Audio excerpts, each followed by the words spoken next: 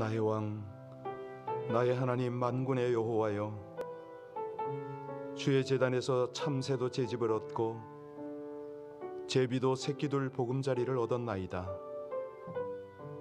주의 집에 사는 자들은 복이 있나니 그들이 항상 주를 찬송하리다. 주께 힘을 얻고 그 마음에 시온의 대로가 있는 자는 복이 있나이다. 광야 같은 인생길 눈물 골짜기로 지날 때에 우리 하나님의 위로와 하나님의 소망이 함께 하심을 감사를 드립니다. 주의 궁정에서의 한 날이 다른 곳에서의 첫날보다 나은즉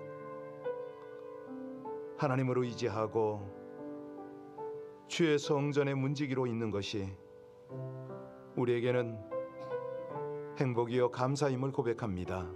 복된 아침, 우리의 마음과 우리의 걸음을 주 앞으로 인도하셨사오니 우리의 고백을 통해서 하나님의 영광을 받으시옵소서. 예수님 이름으로 기도하옵나이다. 아멘. 어제 주일날 광고를 드렸지만 6월 15일 그때 전면 개방이 다 되고 그래서 일반적인 활동이 다 재개가 되니까 사실 교회로서는 여러 가지 생각을 안 할 수가 없습니다. 장기 결석자도 잘 챙겨야 되겠고, 특별히 이 온라인에 대한 영상 계속 해야 되느냐 이런 어떤 고민들이 있게 되지요. 그런데 우리 교회 이 새벽 예배 참석자들이 사실 중부에서부터 저 북가주까지 쭉 이렇게 여러 군데 계셔서 멈출 수 없는 그런 상황입니다. 거기에 계신 분들한테도 늘 관심과 또 주의 사랑이 이렇게 나눠졌으면 좋겠는데, 우리 이 새벽에는 장기 결석자를 위해서 좀 기도해 주십시오. 이분들이 제가 주일마다 이렇게 연락을 하기도 하는데 어제는 다 못했습니다. 그래서 우리 그분들을 하나님 앞에 올려드리고, 여러 가지 사정이 있겠죠. 그럼에도 불구하고 우리 6월 달에는 다 같이 모든 활동이 재개가 되니까 이분들도 마음을 다시 한번 다잡고 나올 수 있도록, 그리고 지금 현재 북가주와 또 우리 조지아와 여러 군데 계신 우리 성도님들, 우리가 기도하겠습니다. 함께 여러 상황, 이 모든 것들을 초월해서 하나님의 은혜 안에 함께 예배드리고 또 동역이 있었으면 참 좋겠습니다. 우리 이 일을 위해서 하나님 앞에 중보하며 기도하는 시간 같습니다. 하나님, 아버지 하나님의 은혜로 우리의 모든 미래들이 하나님의 계획과 뜻과 작전 가운데 펼쳐지고 있음을 고백합니다. 하나님, 6월에 있게 될 우리 모든 정상적 활동을 우리 교회가, 우리 성도들이 함께 마음을 모으고 주님 앞에 뜻을 모아서 앞서가는 사회에 거룩한 영향력을 끼치는 우리 교회, 우리 성도들 될 수 있게 하여 주시옵소서. 특별히 저희들 간절한 마음으로 기도합니다. 우리 시공간을 초월해서 하나님 앞에 함께 연합하고 예배하는 예배자들, 우리 중부, 동부, 또 우리 북가주와 여러 지역의 한국까지 모든 곳곳에 있는 우리 사랑하는 지체들과 보이지 않는 연합을 통해서 하나님 안에서 아름다운 협력을 하게 하여 주옵소서. 이 마지막 때에 참으로 주님께서 기대하시는 연합과 협력을 통해서 마지막 부흥을 일으키는 저희들의 모든 모습이 될 수 있도록 사용하여 주시기를 간절히 원합니다.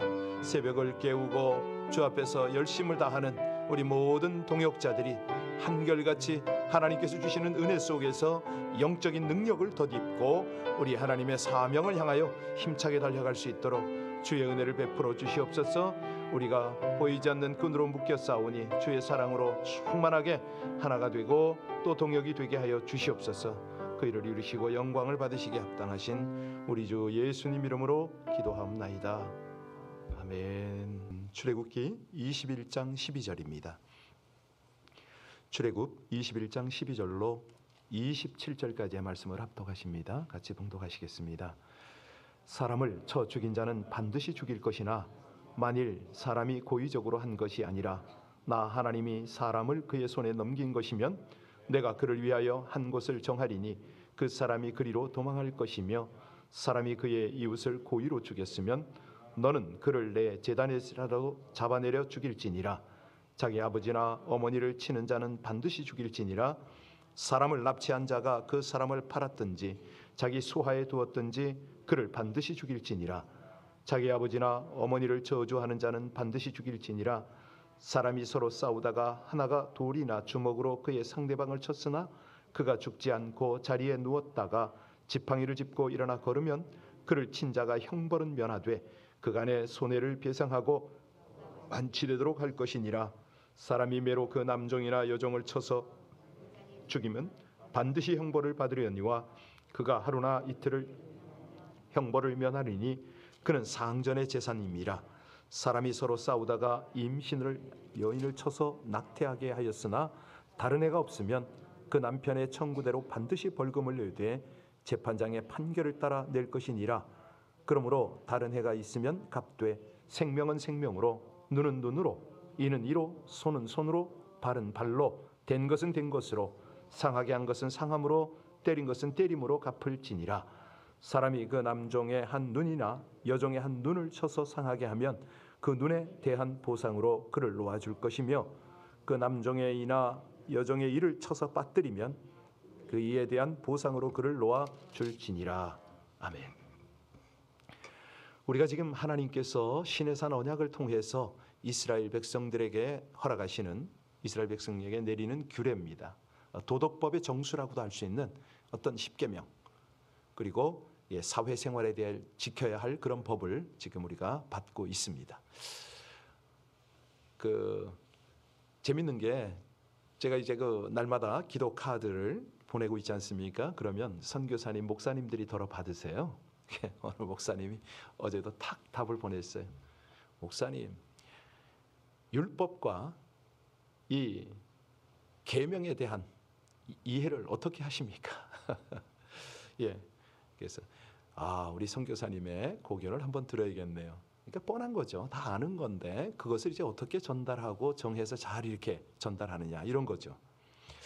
자, 오늘 본문에 보면 우리가 조금 생각해봐야 할, 이 시대에는 좀 안 맞는다 이런 어떤 느낌이 드는 사형에 해당하는 죄, 그 율례입니다. 하나님께서는요, 사람을 죽인 자, 부모를 때린 자, 사람을 육에 납치한 자, 그리고 부모를 저주하는 자는 반드시 어떻게 하라? 죽이라. 사형에 처하도록 율례를 제정해 주셨습니다. 자, 그러면 왜 이렇게 엄격한 법을 시행하라고 하셨느냐? 12절 잘 보세요. 12절 다시 한번 볼까요? 같이 읽습니다. 사람을 쳐 죽인 자는 반드시 사형을 시키랍니다.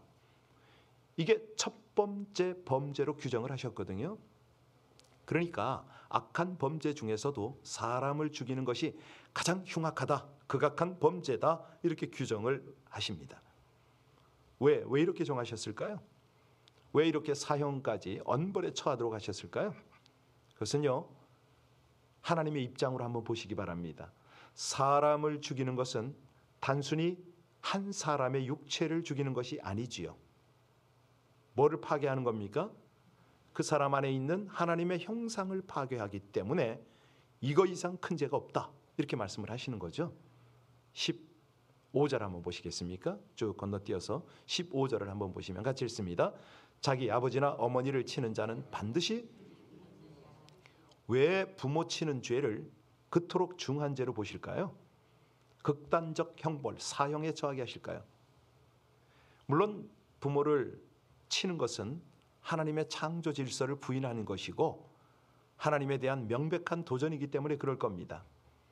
그런데 이스라엘에게 있어서 이 부모는요, 어떤 단순히 인간적 가족관계의 어른이 아닙니다. 이스라엘의 부모 개념은 뭡니까? 하나님을 대변하는 그런 존재거든요. 이걸 말씀하시는 겁니다.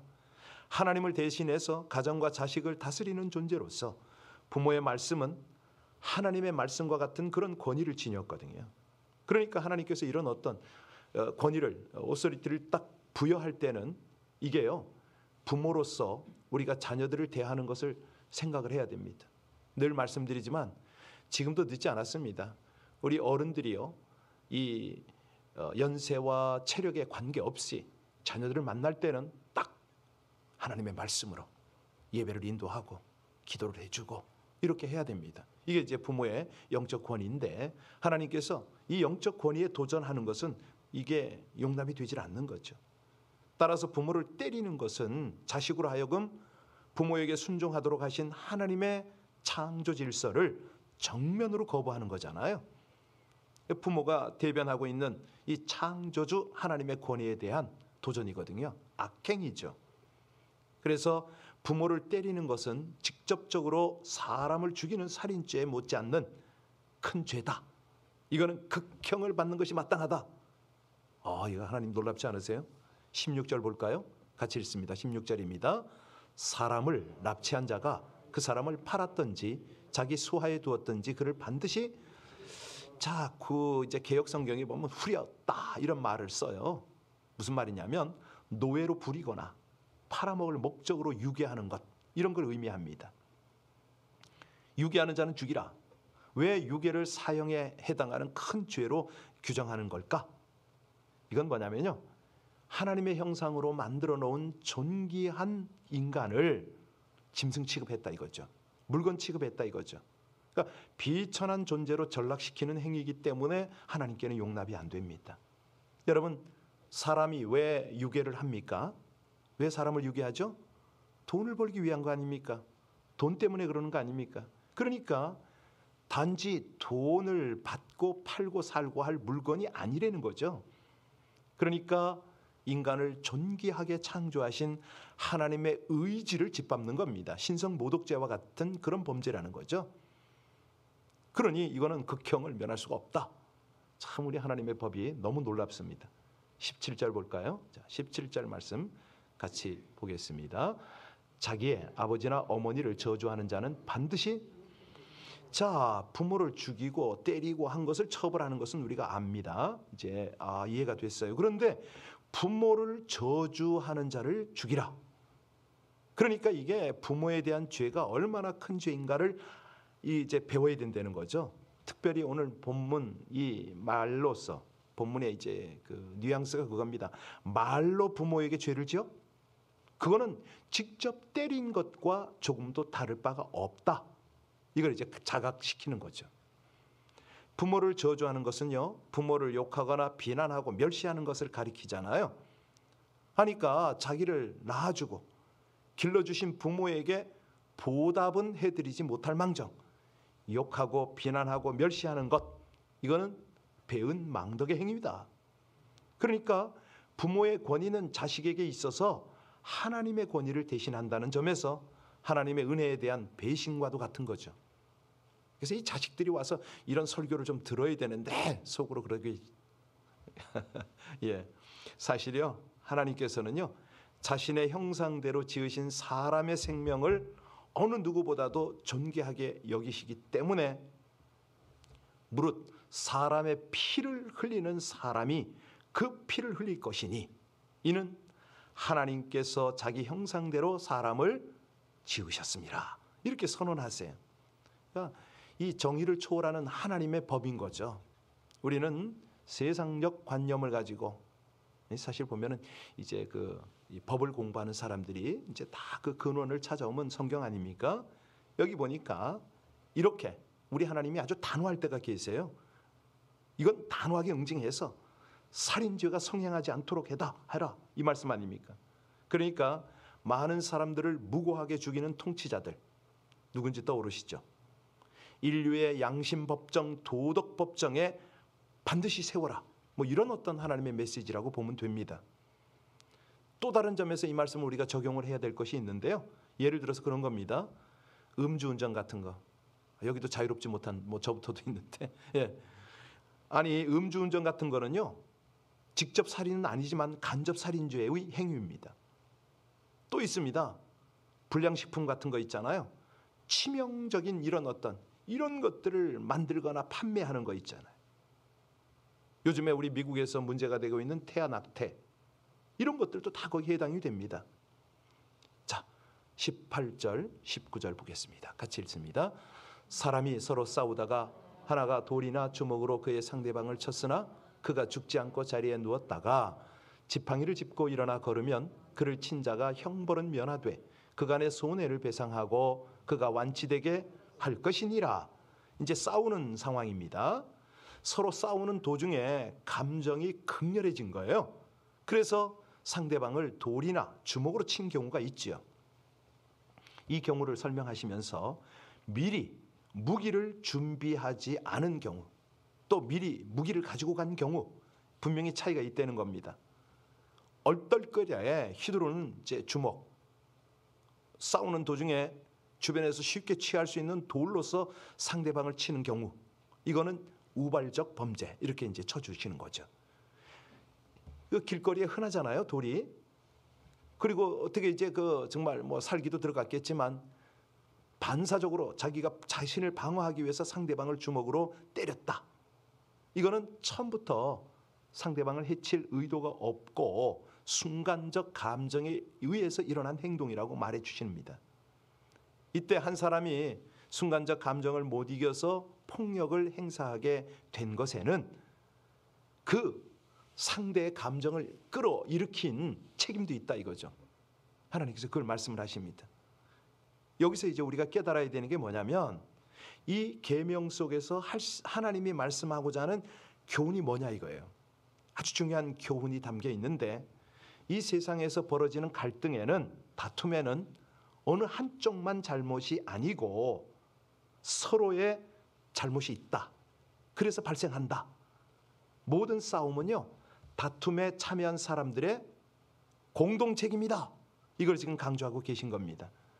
실제로 우리 주위에는요, 하루에도 크고 작은 다툼이 얼마나 많이 벌어집니까? 오늘 우리가 뭐 예배 마치고 나가서 또 하루를 살 때 이게 또 벌어질 거 아닙니까? 서로 상대방을 비난하고 있습니다. 그런데 가만히 보세요. 둘 다 잘못하고 있는 경우들이 대부분이거든요. 부부간에도 마찬가지죠. 서로에게 책임을 돌리지만 사실상 서로가 다툼의 원인을 제공하는 그런 경우들이 대부분이잖아요. 뭐 심지어는 길거리에서 일어나고 있는 사소한 자동차 접촉 사고 때 막 서로 큰 소리 치고 상대방을 비난하고. 참 미국에 있으니까 우린 좋아요, 그죠? 그냥 이게 이 영어 때문에 그런지 하여튼 뭐 우리는 그냥 사고 나면은 보험 때문에 그런지 잠잠할 때가 많습니다. 많은 경우에 서로의 과실로 인한 이런 어떤 문제가 발생하잖아요. 이처럼 세상에서 발생하는 모든 다툼은 어느 한쪽의 잘못이 아니고 쌍방간의 책임입니다. 그래서 우리의 다툼이, 우리의 싸움이 발생할 때는 상대방을 원망하고 비난하기에 앞서서 자신을 살펴라. 이게 하나님의 메시지거든요. 자, 20절, 21절 볼까요? 20절, 21절입니다. 사람이 매로 그 남종이나 여종을 쳐서 당장에 죽으면 반드시 형벌을 받으려니와 그가 하루나 이틀을 연명하면 형벌을 면하리니 그는 상전의 재산임이라. 이런 법에 대해서 우리가 이 종이 하루나 이틀 더 살고 죽었다고 해서 금방 죽게 된 것과 무슨 다른 차이가 있는가? 의문을 제기할 수 있어요. 그런데 여기 아주 중요한 차이가 있습니다. 주인이요, 종을 때릴 때 매로 때렸다. 이거는 부모가 자식을 훈계하기 위해서 매로 때리듯이 종의 잘못에 대해서 질책하고 바르게 훈계하기 위해 때렸다. 이런 의미 아닙니까? 그런데 그 자리에서 당장 죽을 정도까지 때렸다. 이건 뭐죠? 좋지 않은 감정으로 매질을 했다 이겁니다. 다시 말하면 명백한 살해 의도를 지니고 있었다. 이걸 하나님이 말씀하시는 거죠. 그러니까 이 계명에서 하나님께서 우리에게 말씀하시고자 하는 것은 뭐냐면 모든 일에 하나님이 보시는 것은 결과가 아니라 동기라는 겁니다. 나타난 결과는 종의 죽음이지만 그 동기가, 매질을 할 때의 동기가 악하냐 아니면 교훈을 위해서 그랬느냐, 여기에 따라서 주인이 형벌을 받느냐 안 받느냐가 결정된다는 것입니다. 우리 하나님이요, 사람을 볼 때 그렇게 보세요. 나타난 결과도 물론 보시겠지만은 그가 어떤 동기에서 어떤 목적을 가지고 행동했는가, 우리 중심을 살피시지 않습니까? 그걸 지금 말씀합니다. 아무리 좋은 결과가 있다 하더라도 그 마음이 하나님 앞에서 바르지 못한 것이었다면 우리 하나님 그거 인정하지 못하겠다는 거죠. 반면에 결과가 좋지 않을지라도 그 동기가 하나님 앞에서 바른 것이었다면 우리 하나님 그거 받아주신다. 이 의미 아닙니까? 그러니까 사람들은요, 다 겉으로 나타난 결과로 판단하려고 하지만 우리 하나님은 중심을 아시잖아요. 그래서 결과에 앞서서 마음을 보십니다. 그래서 우리 오늘도 그렇습니다. 하루 살 때에 무슨 일을 하고자 할 때에 어떤 결과만 생각할 것이 아니라 내가 과연 바른 목적으로 이 일을 하고 있는가, 이걸 먼저 살피는 거죠.